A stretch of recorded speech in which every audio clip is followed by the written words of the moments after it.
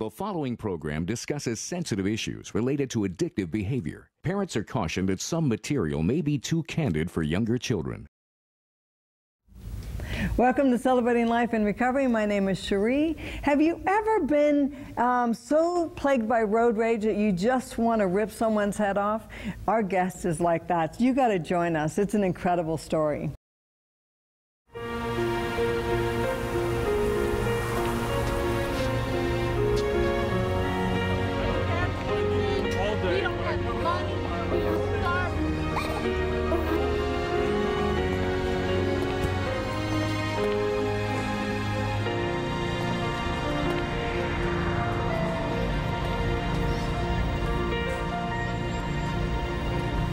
Welcome. You know, all this season we're using the acronym celebrations, talking about not only health message physically, but the health message with belief and environment and exercise and all that kind of stuff. And the reason we're doing that is I initially tried to get healthy just trying to deal with my head. And my head is not detached from my body or my environment. So we're going to do all of that. And today we're looking at E in celebrations, the second E, and that's environment. And when we talk about environment, we talk about it as if environment is just the stuff around us. Like I just got back from British Columbia, Hope Camp meeting. If you want to see something beautiful, you should go there. It is lovely. There are lakes and hills and the people are beautiful, but the environment just will rock you. It's so beautiful. And so I took walks and went outside and took breaths and all that kind of stuff and was just blessed. But then how about the emotional environment? Because sometimes we kind of separate those out when we think of environment, we think of just what's outside.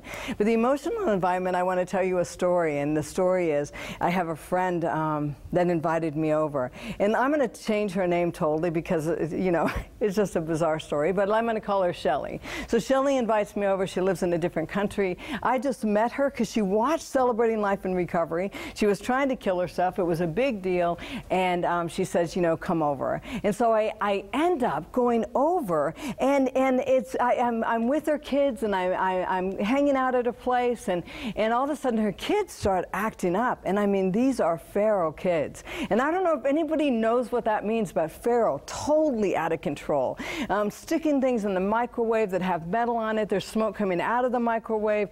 Things are all over. I mean, it was just so bizarre. One of her kids took a bag of shredded cheese and cut the top of them off and flung it all over the place. And I mean, it was just crazy. And the whole time, my friend, who now is my friend, the girl that I met, is looking at me and she's talking. And she's not, I mean, she is looking straight at me and she's just talking on and on and on. And I'm so glad you're here. And, you know, I've been blessed. And her kids are screaming on both sides. And I'm thinking, you know, the kids are screaming on both sides. They're trying to get her attention. They're grabbing her face. They're trying to turn her face towards her. She's got her eyes facing me and her face facing them and still talking, you know. And I'm just thinking, this is crazy. So I excused myself and I went into the bedroom.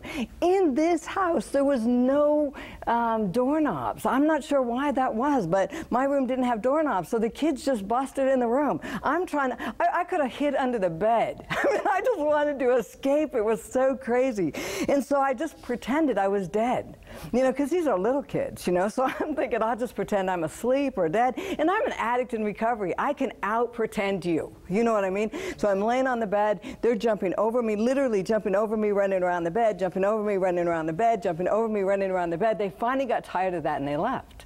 And then I go back out, and she is still doing that kind of, you know, Cheri, I'd like you to pray for me and pray for ministry and pray for this. And I'm thinking, I want to pray for you as a mother. You know, because, man, I was that kid. I was, you know, I felt like my whole life I was trying to get someone's attention. My whole life I was trying to get someone to see me. My whole life I was trying to get someone just to say, man, what do you need? You know? And so I'm watching these kids and my heart is breaking, not only for them, but for myself. And finally I just thought, you know, I had to be honest with her. And I said, you know, I can't pray for you for ministry, but I will pray that you will be a mother and that you'll stop disassociating and you'll be able to see your kids. And at one moment, it was really weird because I thought she was just going to cut my throat. She was just so, I thought, she's just going to be angry and hurt. And, you don't talk about someone's kids and how they parent and stuff. And so I thought all that kind of stuff was going to happen. But what happened instead is she started crying and she said, okay. Talked about her mom and her mom's disassociation and the fact that as a child her mom didn't see her, and it was just this incredible healing time. And we prayed, and we prayed for the kids and we prayed for her, and then I went to get ready for a gig because I was speaking, and I got ready, and I just felt like God said to me, Cheri, that's exactly how your mom was, but she had 5 kids, not 3, and she couldn't give you guys anything. She didn't have it to give, and she didn't have a lot of support. And I remember for the first time in my life just seeing my mom in a whole different way, and my heart broke for her. I wanted to call her and say I'm so sorry, because I had no idea what it must have been like to live in that kind of chaos and just survive. And when I did get home, I did call my mom and I, saying, would you please forgive me? Because I didn't know. My whole life, I've told all these stories, all of this abuse, and it was really sad. I mean, to not be loved and not be bonded with my mom, all that kind of stuff was really sad. But I never understood that she didn't have it, and she didn't have it to give. And once I understood that, even my stories feel different.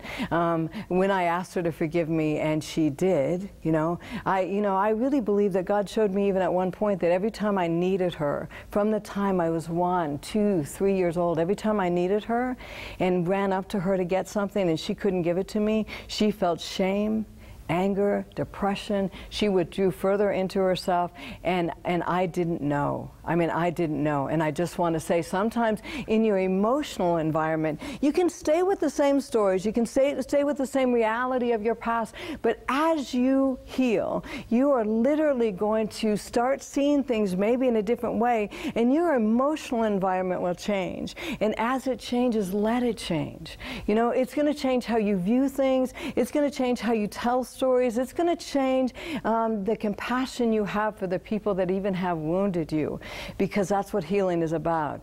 So we're going to talk about environment. I want to introduce you to someone that came in and in a business sense completely changed our environment at True Step Ministries, and he now is an executive director of operations, and he's an incredible guy. And it was really funny when someone said, "Man, you should look at hiring Bob. I know that you need someone." And when they said that, I think we had about $20 in the bank. So if you have any money, please send it to us.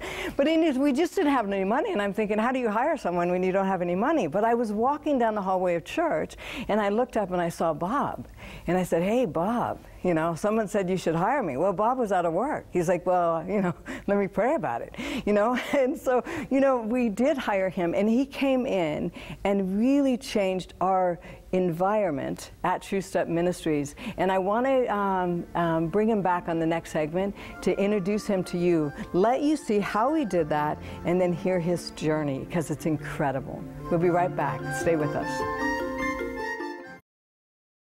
The following program discusses sensitive issues related to addictive behavior. Parents are cautioned that some material may be too candid for younger children.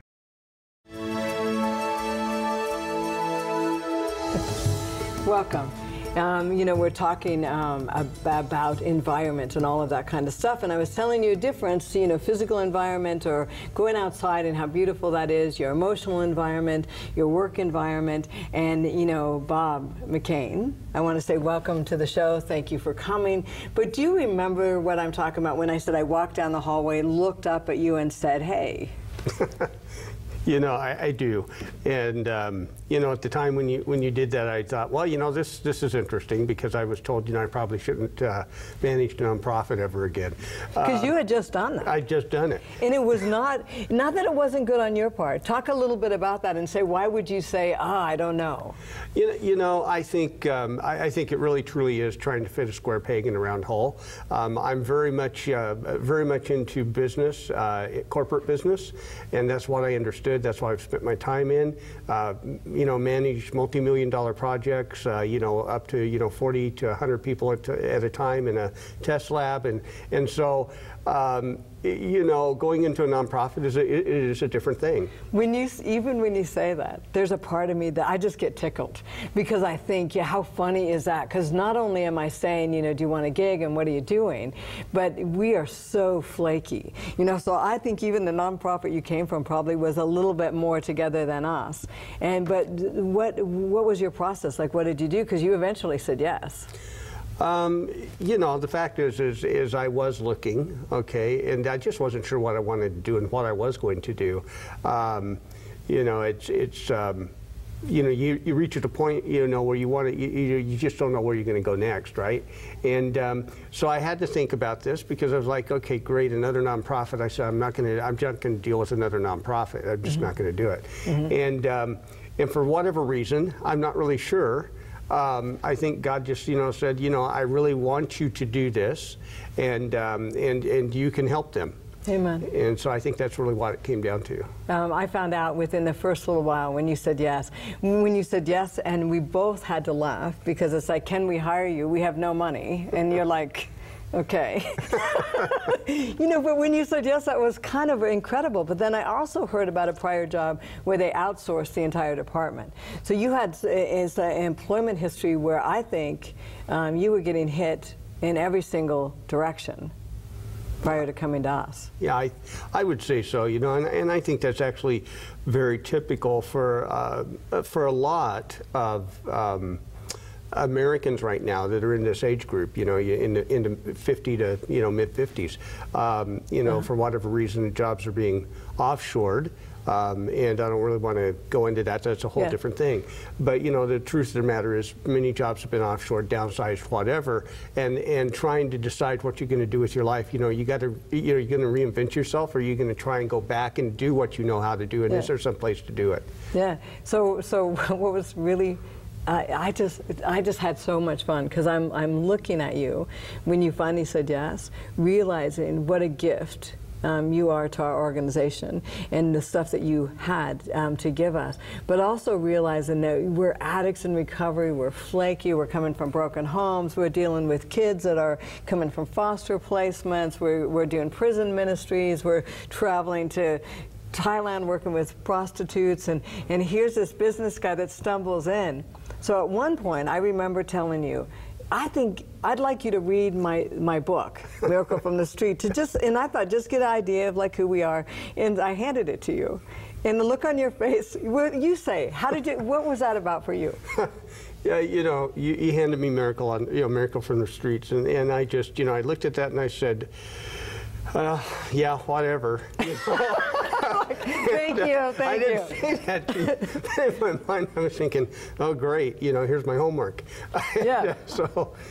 And now she's my boss. I have to at least glance at it. I have to look at it, you know, and so I did. I actually took it, and I actually read it. You know, I think we had discs, we had product that needed to get out. I think I was burning discs, and, you know, at that time, you know, it was intensive enough. It was just chewing up the computer time. So I just read the book straight through from cover to cover while I was doing that. And so, you know what, this is my favorite part, because I feel like the Holy Spirit stepped in and talked directly to you. Really had nothing to do with my story in particular, but can you share that with us? Yeah, you know, this is something we've been talking about, you know, where are we going to go from, you know, with this? You know, the fact of the matter is, you know, when I say a lot of people are in the situation that I found myself in, it is a very difficult situation to be in. And, you know, I think we are all trying to decide, you know, what is going on? Am I really truly now worthless? Yeah. Am I really truly now unable to do the things I used to do? And I remember hitting a distinct wall at one point where I literally just could not do anything. I couldn't do any of the things I was capable of doing anymore. I couldn't anything that you defined yourself by. Anything that I defined myself by, but not only that, but any of the things that I knew that I was capable of doing. I just simply, you know, I came to a point where I wasn't smart enough, good enough, anything anymore to do the things that I needed to do, and that was a hard place to hit. I mean, I just couldn't even process stuff anymore, and I went through a very huge depression state. to the point of, you know, I don't like to say this, but contemplating suicide. And a lot of, especially, you know, a lot of people don't like to say that when they say, you know, I just got hit. I've lost my job. They've outsourced. They've whatever. I'm in an age group that, you know, people are not even going to want to interview. You got all this stuff going on. Man, I'm just done. You know, I'm just done. And you know, it's really interesting when you started to say that out loud, is I do hear that all over the place. It's like, you know, where do we go when our identity is just kind of yanked from us and nobody's handing us something else? No. You know, typically, I think we do feel like we're in this alone most of the time. And I think what happened here is that, excuse me, God knew where I was at. Yeah. Maybe I didn't, but He certainly did. And I really wasn't looking for God at the time. It's like, yeah, this God thing, whatever. I'm here to do a job, okay? And that's really the way I saw it. And that's so the way it was too. So funny. You were so business, and I'm like looking at you saying, "Oh man, he's going to really understand how flaky I am." Do you know what? And I thought it was really funny that God brought this whole thing together. And for me, because God is so brilliant, is for me to being able to say, God, what's your plan here? Because I don't get it. And so you're reading the book, you're doing, you know, you read it through. Holy Spirit said what? You know, it just brought me to the point of realizing that I think you said it, and it really hit me, that God was not only just crazy about me, He was just like insanely crazy. Amen. And, you know, to the point where, you know, I just look at it and go, how just insane it is that even for, you know, me, because when I looked at the things that were wrong with me, I just said, you know, God, I don't know, I don't even like me. How can you like me? Yeah. And, you know, and for Him, basically at that moment of time said, you know, I am so fiercely, insanely crazy about you, okay, that I sent my son, I allowed my son to pay your price, right? Amen. And I'm like, why would you do that? You know, why? Because I love you. And you know, and really that's the message I think that you give. You know, and while I thought it was kind of hokey at first, I really do understand that, you know, God is crazy about me. What was really amazing to me, Bob, is that when you left with the book, I knew that I didn't even think you were going to read it, because I got that sense when I gave it to you, and I'm again still smiling at God, saying, you know, God, what's up? You know, why this guy? And I immediately trusted your talent, you know, your skills, your business stuff. And not that I knew what you were going to do with them, with us, but you know what, I immediately trusted that. But when I gave you the book, I thought, you know, I wonder if he's going to even read it. But that the next time I saw you, all of a sudden, what I saw was this kind of almost this softening up. You know, that kind of pushing, that hardcore kind of shell was literally kind of broken somewhat and softened, and I thought, oh, what happened? You know, and you could see it, and it was like, what happened? And you started talking about that you got the thing about forgiveness through the book, got the same the thing about God is crazy about us through the book, regardless of what we bring to the table. Yeah. That we have a God that's bigger than that. That's right. Yeah. That's so, yeah. So are you willing to go into any of your junk? You're like, I knew you were going to ask me that. Because you know what's really tough is I know a lot of your stuff. But I know that this is really new for you. I think that, and what's interesting for a lot of us, especially when we have survived with our skills and talents and been out in the corporate world and all that kind of stuff, when God said, you know what, I'd like you to come out of a bondage emotionally, and can we look at these issues that you have hidden your whole life so that you could be free? Yeah. Yeah, so when I was about 6, I was, you know, I was sexually molested by a neighborhood girl. You know, and you know, I know that, you know, most people think that's every guy's dream, right? And what I didn't realize is that was something that was affecting me so profoundly. I had extreme anger issues. You know, road rage is not a, you know, it's just not a problem for me. Right. You know, I'd just rather hit you than look at you. Right. That's kind of where I was at. But you know, like, even though I knew that we might possibly go into that, this is really tough for you to even say out loud, because you weren't saying this to your family or anybody. No. I looked at some of the things that, how are men affected by early molest or sexualized behavior, and that rage and that anger was really common. It was saying that we'll act out with our addictions or rage or whatever, not even thinking that it is associated at all with the early molest. I would never have guessed that was, another one of the other, I think, things that kind of manifested for me is sort of this love-hate relationship with women. I obviously am married, love my wife, I love my daughter. There are women I will work with and trust, but for the most part, if a woman got too close to me, it was not only get away, it was just get away, right. and then I would turn in. I like to say I'd turn into Spock. It's just the more emotional, more the more they came on, just the more. It felt manipulative. It felt like somehow I've got to protect myself against you. Yeah. Don't play me like that. Don't cry. Don't use the tears. But those were all triggers for you to go into rage. Yeah, in fact, it's still there, because right now everything inside's just going. But you know what? I hear when you say that, but I don't know if I buy it as much as we've been working together for how long now? A little over a year. Yeah, a little over a year. Yeah. And I remember one time, talk about the time that the computer thing in your other gig, and the guy that was having struggles. Yeah. Because you have changed in so many ways, even though you might not see it as much as we get to see it. Sure. I have a buddy in, I say a buddy. I really wouldn't have necessarily called him a buddy. Yeah, because you didn't even like him, really. Yeah, it was an acquaintance that I had. I have a website that I run for, if you've ever watched movies like Shrek or Cars or anything like that, we call that 3D modeling. And so I have a site that kind of does that, and that's where I met this gentleman. And because he was... Let me just do a commercial here for the site. He is so good. Unbelievable on the 3D stuff that you put together. You just sold a train 3D model that you put together online to somebody else that's doing some kind of motion picture or promotion. Yeah. So you really are good. This is a real site with some incredible artists. Yeah, and I have to say, I'm just a neophyte. These guys are incredible people.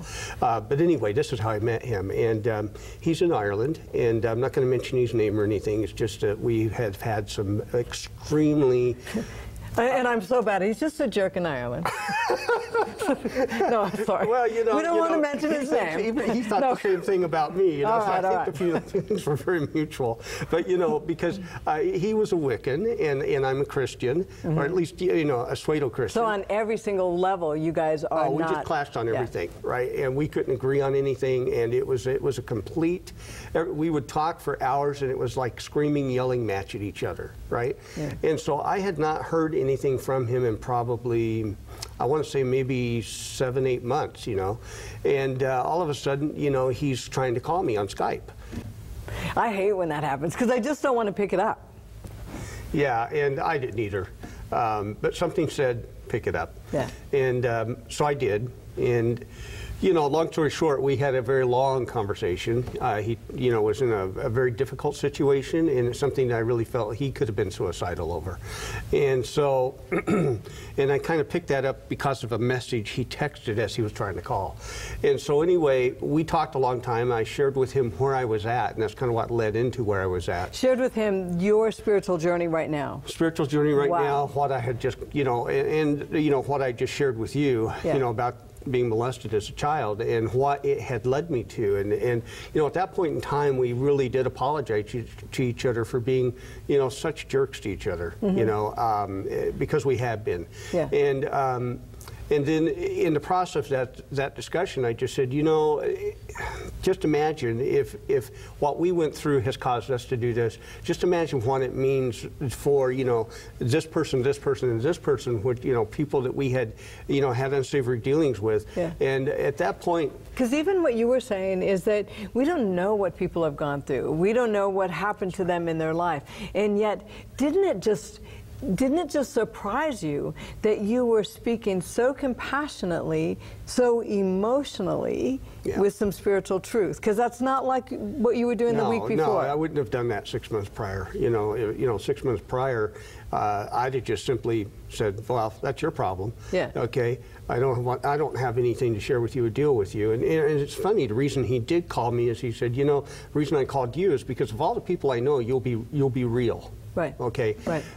So anyway, wow. At that time though, it's like all the light bulbs went off in his head, and he just said, I just can't believe, because I just can't imagine what it must have happened for those people, and I've been so incredibly mean to them as well, right? And so. So all of a sudden, I'm reaching out to a guy who's Wiccan, who I just normally wouldn't have dealt with, and and he really didn't trust your Christianity because you were angry and screaming and yelling or whatever, and all of a sudden that change happens. You had when you were sharing with me that Skype conversation and how unusual it was, and you could hear yourself. I also knew that Fran, your wife, was in the background hearing you respond in a whole different way to someone, where it would have been anger and now it's compassion, and saying, how cool is that? What's happening? Yeah, it definitely was different for me, because because of all the things that I'd gone through, which led me to a point of doing the things that I needed to do to protect myself. I think the part of the journey I am on right now is learning to allow God to take those things, and own them. And let Him protect you. Yeah. Yeah, because He loves you. He's crazy about you. It's difficult. What's so cool about that is that, man, and I don't know, I probably should have checked with you even before the program to ask you this next question, but there was a time that I think that Brad and I and you and Fran went out and did Christmas lights or something. We just decided we're going to go out. I remember and that. You came in and then spoke to your son. Oh, man. Why don't you help me out a little bit? Just being able to share with him, maybe even for the first time, about your molest. Possible, not that he was ready to hear you, but even opening up in a sense, saying, you know what, I need to share something about myself. And when you did that, I was like, it's incredible how God... Yeah, okay, so, because of everything that's happened in my life, and it's been, I'm just not sure what to do with this. We just all mess up, okay? Exactly. And how many people that are watching are saying exactly, and I wish I hadn't. And man, when I think about mine, it brings that shame and guilt or whatever. And yet at this point in your journey back to God or into a real relationship with God, you're saying even to the people around you is I don't know how I'm going to do this, but I'm sorry. Yeah. We do things, I guess I'll just say it this way, we do things, we learn to survive, okay, however we learn to survive, and based on things that happen to us, that changes what we believe, and that really does change how we react, okay, and how we respond to things. And if we never find a better way to respond, a better way to deal with those things, and we continue going on the way we've learned to cope. And those things that we learn to cope with often really hurt the people closest to us, because they are close to us. Amen. And I just have to say, I hurt my son incredibly. Because of the anger, and you don't have to beat somebody up. You don't have to slam people up against the wall. You don't have to be physically violent to completely beat somebody to a pulp. Okay, it's just verbally you can just tear somebody apart, and all those things add up, and they compound. And I just have to say that my son was at a point where he was learning to deal with those things himself, and he called me. I don't really remember why he called me right now, but the thing of it is for the first time in I can't remember when, we had a very long conversation where we opened up to each other, and I was able to apologize to him for, you know, the things that, you know, that I've done, and the reasons why I was the way I was. And not that that makes anything right, but at least it provides a basis of understanding of where you came from. A basis for healing. You know, this is our foundation for healing, and man, it may not happen overnight, but my commitment to you is that we're going to heal. You know, I so respect your journey, and in watching it and watching God, you know, soften. And what I hate about it, and tell me if this isn't true, that you take 2 steps forward and 10 back. Yeah, it is definitely, it's a give and take. I really do feel like, you know, some days you have those incredible highs. It's where you know that God is working, you know that things are right, you know that you're moving forward, and the next day it's like, you know, the devil, he knows every button to push, and the next day, you know, he pushes all 30 of them or whatever it is, and you're laying on the ground wondering what just happened. Exactly. And, you know, I think Satan did that with us as an organization at one point, where we were all shocked. But it's just a matter of each of us are really going through a healing process in incredible ways. I am so grateful that you're a part of the team. I'm so grateful to be working with you. But more than that, it's fun watching God bring you out of hiding. Do you know what I mean? It's like the part of you that has tried to protect himself, and the part of you that felt like the world wasn't safe, or that, you know what, if you're going to hurt me, I'm going to hurt you first. Yeah. In that part of you. And I want to ask you, you know, how is God becoming more real in your life? Because that was a whole journey too. Yeah. You know, it is a daily, it's a daily, I don't want to say battle, it's a daily deal, right? And some days I know it's right on, some days I don't, you know, and I think the way it's happening though, is that even on the days where, you know, I just fail again, you know, I drive down the road, the guy cuts me off, and, you know, I fly into rage, and I'm like, okay, where'd that come from? Yeah, don't be cutting him off, you guys. I'm just saying, we're trying to keep his temper down. You know, but at those times, it's like, you know, I had an incident where a guy cut me off here about, I think it was a couple of months ago. It's been a couple of months now. Yeah. That's good. I got a phone call like I didn't even go into a rage. I thought, good on you. No, you know, I did. You know, this guy he almost hit me. You know, it was in the middle of an intersection. He ran a red light, and while I'm in the intersection, and normally I've already looked. I don't look again, and something just said, yeah, I really, you know, it was almost like something just grabbed me. Look, okay, and here's this car coming down on me, and I was able to hit the brakes fast enough that he, you know, got around me, and I caught up with him, and I was ready to just rip him apart. Yeah. And I turned around and looked, and the guy it was like his head was hanging in shame. He didn't want to look at me, and I'm like, what a jerk. You were going to tear this guy apart. He didn't even see the red light. It was a mistake. He feels bad, you know. And I remember, you know, pulling down the road and just thinking, okay, I had to repent, because in my heart, I had already, you know, ripped his head off. Yeah. So the journey is amazing. It's fun. And I just have to tell a story that I was really touched. Is, you know, you're working in the ministry, we're doing all of these projects. You've really come in and given us a framework or a structure that we can work in that is so solid. It's so cool. But I get really sick, and I'm going on a trip. I'm afraid, because for one, I've been in the hospital twice. I was really, you know, my whole intestines were shutting down. I mean, it was a pretty serious thing. And you came up and said, I've put together an anointing with, we have a couple pastors at church, with the pastors, and I want to do that before you fly out. And I thought, you know, that is as much as in the last year that I've seen God work with you as far as softening and trying to kind of deal with the anger and that molest stuff and all of that junk, is then I've got this, I see this man of God literally stepping up and saying, you know, I'm not sure how I'm going to do this, but we we need to do an anointing service. And even your prayer, it was, you know, just a powerful thing with Randy Maxwell and Brian Yeager and yourself, and saying the prayer and then sending me off.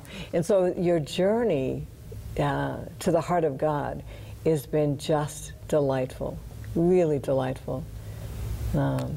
Thanks. I'm not quite sure how to respond to that, but thank you. Yeah. I'm going to open it up for questions. See, if I know there's a couple people here that know you really well, so I'm going to start with your wife. So, Fran, with what Bob is kind of covered or saying, do you have a question or a comment? Have you noticed his journey?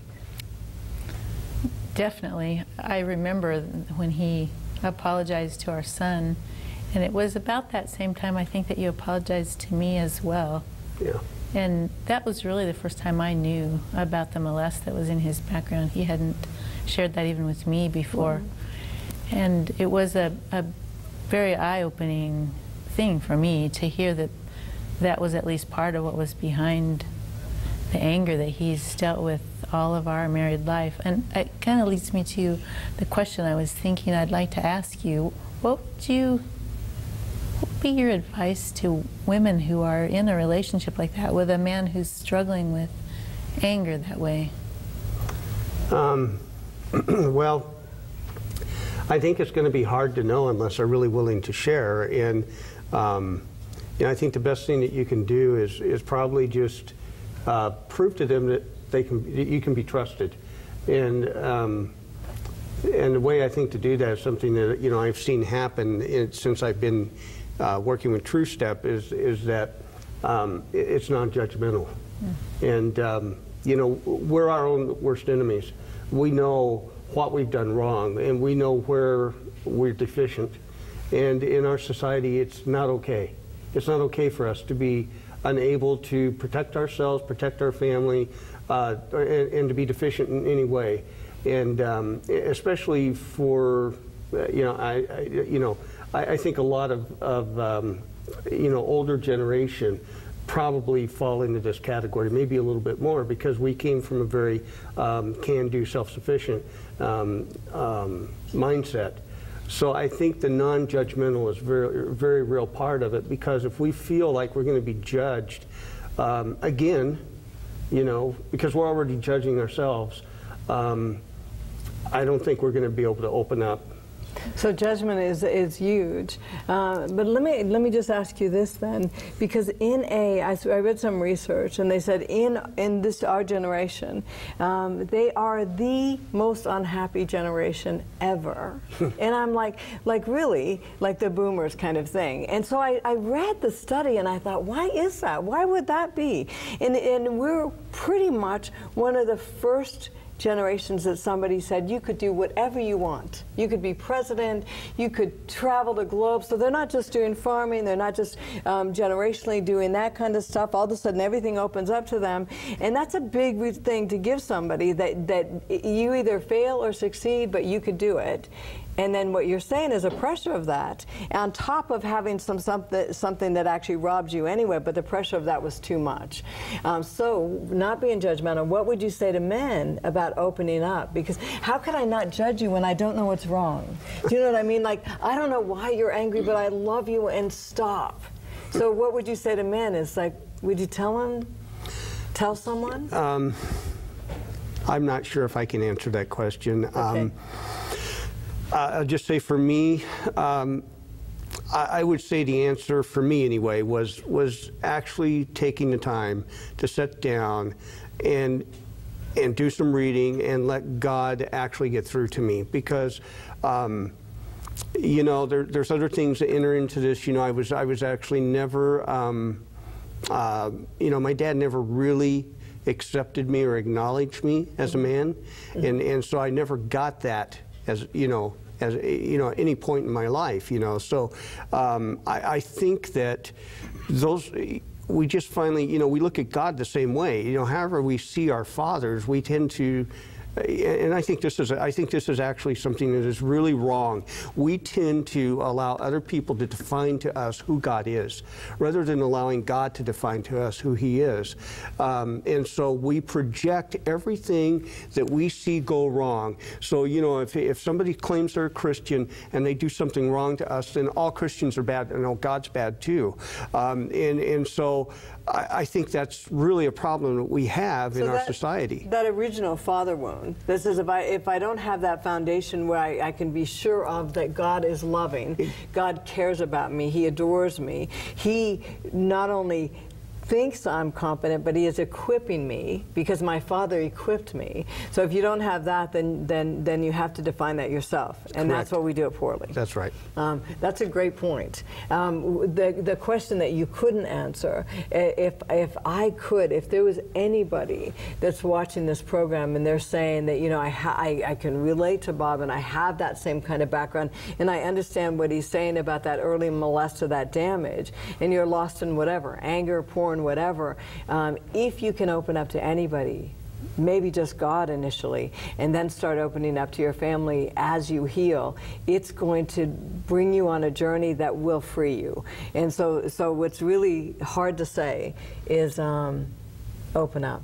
Like in any 12-step program, and we're going to talk about, after we come back from the break, we're going to talk about the one that we put together as a ministry, but in any 12-step program, the first kind of step is to admit you're powerless. You've done the best you can, and I'm still wanting to shoot the driver next to me. You know, I'm doing the best I can, and it's not helping me. And so, God, I'm going to finally turn it over to you, and the step 2 is that I see a God that cares about me and can restore me to sanity. And all of those steps kind of our journey back to God. And I'm watching you take all of those, Bob, and I so trust your journey right now. So I want to thank you for sharing that with us, but that's a huge one. You know, friend, great question. I know, Bonnie, you had a question for Bob. I'm Bonnie, and I'm from Oregon, and I really relate to Bob's story because I struggle with anger issues too, and it seems like I can get up in the morning, have my devotions, and have a really nice time, and I go on about my day, and next thing you know, I come across something, and it just sets me off, and I'll be just gone so fast, and it makes you want to just say, well, did I just waste my time? Did I waste my time I spent with God? Or how do you deal with that when just little things, and it's so hard to let go of the anger?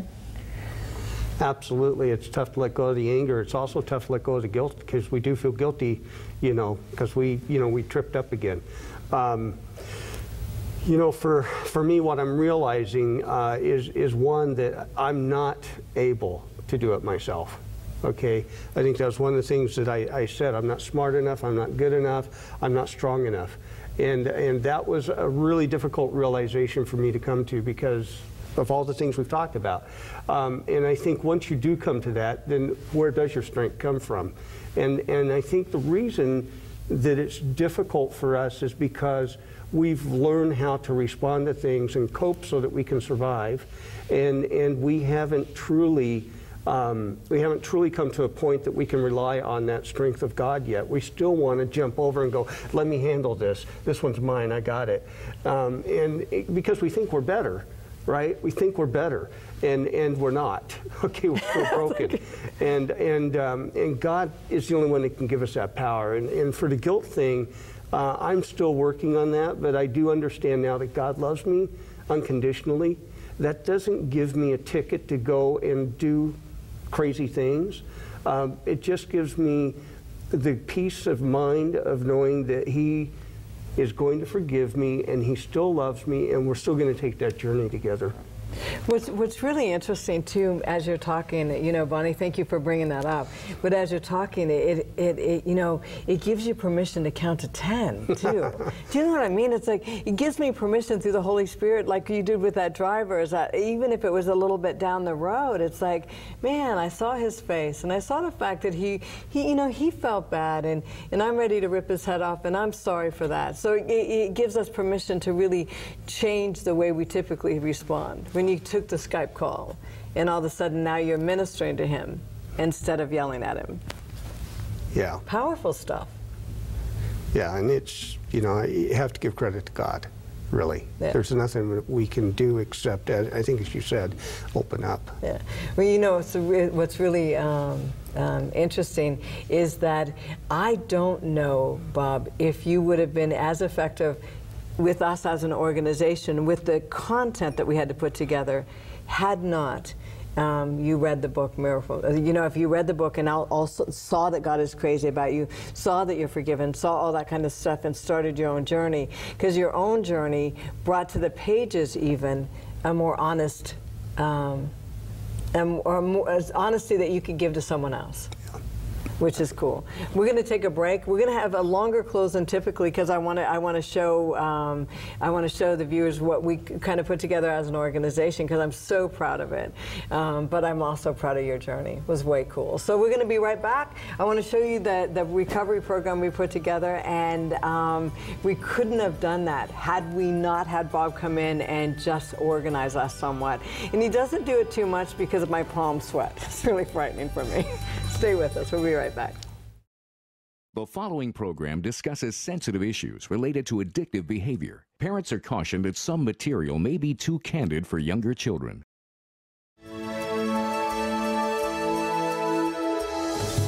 Welcome back. You know, I love, like, a lot of times I don't think we realize how intimate God is with us, and how much. You know, when somebody says that if you were the only one on the planet, Jesus would have came and died for you. And I know that we sometimes think that that's not true, but it is so true. And so I want to just take you through what I saw happen to Bob as he joined us, and where we benefited from that, and how God brought healing to both parties. And it's just a weird thing to watch when everything is so clear. So we've been working on a program for years. And Bob, you know that for years. God gave me this vision in like 1996, and I'm ADHD, so the vision stayed in my head, you know, and I would tell people, and they'd say, that's such a great idea. You should do something with that. And I'm like, yeah, I think it's from God. And 5 years later, I'd be telling somebody, and they say, that's such a great idea.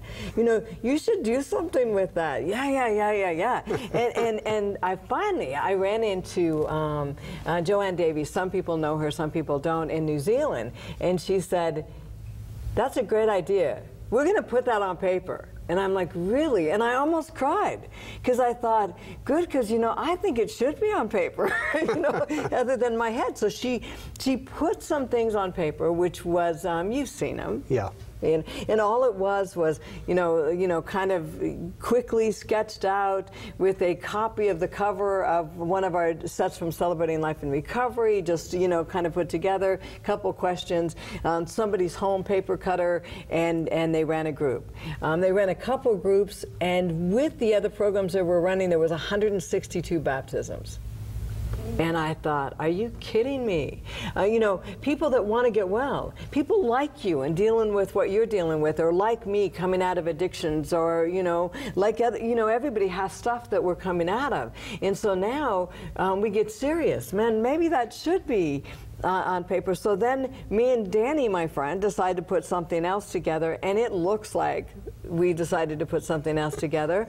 And then we actually got really inspired, and we put it together where it almost looked good, then sent it over and had somebody from 3ABN look at it, and they did a few things, and then you actually come on to work with us. Right. Right? So it was just during that whole time thing. Tell us a little bit, tell me a little bit about what when you walked in and saw the organizational, the organization at the, you know, what we were trying to do and all that kind of stuff. Because you had to have, coming from your background, you had to bust up. You had to say, oh, no way. What am I going to do? For one, I'm just going to be really gracious, and I'm not going to say what was really going on in my head. But you're good to me. there was a real need for organization, and strong organization. There was a real need for somebody to just step up and say, here's what we need to get done, here's when we're going to do it, and here's why we're going to do it. And in the process, that was a little difficult because, you know, when Cheri says, you know, when you say that it gave you sweaty palms, I think it broke out in hives. Literally. Yeah. You know, because I came from a world where we were given time schedules and we were told, you know, here's when you're going to have it done. You're going to have it done by this time. And it's got to be done right the first time, on time, and within budget. And so we didn't have a budget. Within what? Yeah. And you know, my palms are sweating again. Yeah. I don't know what you're saying. So none of those things were in place, you know, and so the first. Even when you say none of those things were in place, even to the point where we had a number of people doing different things, but not sitting down really and talking to each other. Correct. And so, and not that we weren't talking to each other, but not properly, and not with, you know, where we have it. This is kind of what we're doing, and this is direction. Here's priority and stuff. You did that a few times, and it was like the ministry just got like solid legs underneath it. And I thought, wow. You know, how good does this feel? So it was really cool to watch all that kind of stuff happen. And I think that's the key. You know, you said, how good does it feel? And we took it in slow, you know, just very slowly. Yeah. Okay, because I was, I think you didn't want to scare I was afraid I'd pitch you 6 feet under if I just went all the way. So, you know, we took it very slowly. Yeah. And we're still taking some things rather slowly, but I'm really pleased at what we've done in such a very short period of time. I mean, we've really taken things to a finished level as an organization, yeah. and not without some mishaps, not without some miscues, not without some, you know, difficulties, but we as an organization now have taken and done something very cool. And I think it's helped not only, you know, you talk about healing, individual healing, but I think there's healing within an organization as well, because we bring all of our baggage to the table, and it comes with us no matter where we're at. And so, you know, I think as an organization, not only we have some healing together, you know, as individuals, but as an organization. And I think this is just an example of what we're able to do now, because we've moved past some of those I don't know what you want to call them, but the real issues we had. I know. All right. So you know what's really okay. So I'm gonna hit it from a little bit of a different angle, because what I saw that you gifted us with was your skills. Because a lot of times that, and I think that for this program, what I want people to hear more than even the material is that once we decide to heal, once we decide to get into recovery, once we decide to really honestly get into that journey, regardless of who we are, we bring our giftings and we put legs underneath the next person. Yeah. So as you heal, you literally stepped into a ministry and brought life to us. And not that we weren't doing things, and not that we weren't being blessed, and not that we weren't changing lives, because our lives are changing and other people's lives are changing. But with your healing, you really gifted us. And so when somebody says that, does it matter that I heal? Absolutely. The body of Christ matters to each other. We matter to each other. I don't have your gifts. I don't have your gifts. You don't have mine. But if I never get well, it doesn't matter how many gifts you have. And so with this group, we ended up, and for some of you know, we have a 14-week program based on this television show, video clips. We took Steps to Christ, we rewrote Steps to Christ, and we put it in a program. But as we're putting this program together, I don't think you could have done it unless you chose to heal some. No, I agree. I agree. So can you talk a little bit about that? Because, you know, we're looking at, you know, even the course outline. Step 1 is that, you know, you're surrendering to God and you're doing all that kind of stuff. And then does that matter? Does it matter who we are and what we choose to do as we reach out to someone else? Absolutely. You know, I think the thing of it is you know, once I came to that point where I was willing to let God in and willing to owe up to Him, what I saw here was something that, you know, I think you learn to gain a heart for, right? And either you do or you don't. And I think if you don't have the heart and the passion for this, then it's very difficult to see things through. It's very difficult to deal with the difficult situations that arise out of putting this together, because you have a lot of people and everybody has an opinion, and everybody wants to do something. And everybody's right. And everybody's right. I love that part. And so, absolutely, I had to heal in order, at least to some extent, in order to be able to guide people and surround us with people who could do the work. Amen. And because I think that they have to see that we're real as well. So now what's really fun, so we get a creative director, which you'll meet on this program, which is Fran, your wife, went to school, works in the business field, all that kind of stuff. We're trying to take her from that field, but she's making too much money and we only have 20 bucks still. Yeah. So if you have any money, no, but anyhow, so now we end up, and I've got to say, we end up doing the program, we get some graphics done. Your son just got out of school for graphics, yep. But he's drinking, he's out there, he's angry, he's got all that stuff. And as he's putting the program together, decides to go to AA, yes. Decides to go to recovery. So even in that, I watch God just say, as we're putting something together that is very healing, let's, you know, everybody that was involved, including myself, really stepped even further into our healing. Yeah, and that was so fun to watch. And I have to say, you know, there are times that I know that you kind of step back and say, you know, I don't know if I want to keep doing this, and yet you choose to keep doing it. And so I want to just say, I just have so much respect for you, Bob, that you're doing that. I have so much respect watching Fran and James and all that kind of stuff, and standing up, watching your family stand up and their recovery stuff. And Satan doesn't have the same hold. No, he doesn't. And that's incredible. So right now, you know, as we're looking at what you did for an organization, that's great. But I want you to say to somebody that's watching that says, I don't know if I can step out and do that. I don't know if I have it in me to turn around and say to even my family, man, I'm sorry. What would you say to them? Is God trustworthy? Can they do it?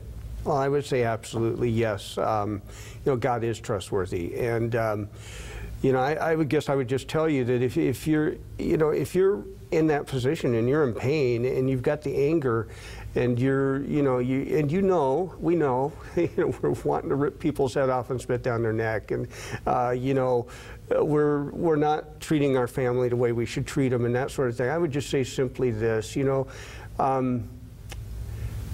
Let God in, okay? And I know that sounds so trite, but it really is. Just sit down and get a book, you know, like maybe even Cheri's book or some book like that that you can relate to, and sit down and let God speak to you, and He will. You know, He'll speak to you in the way that you need to be spoke to, and then be honest with Him.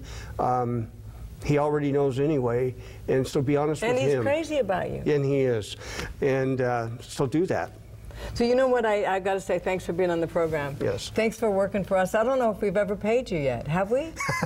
Some, a little bit. But I just want to say thanks. And for somebody that's watched, know that as you heal, whatever giftings you have, whatever plan God has in your life, He can then unfold that. And every single thing that you have to offer, someone else needs. Everything that Bob has brought to the table, not only did we need that as an organization, but we need that worldwide, and people that we reach out to, and the ability to stand up and even to do a program like this, to have people around with giftings is important. So heal, reach out and give your gifts to someone else, and let God love on you. Till then, always remember that God is crazy about you. Me too.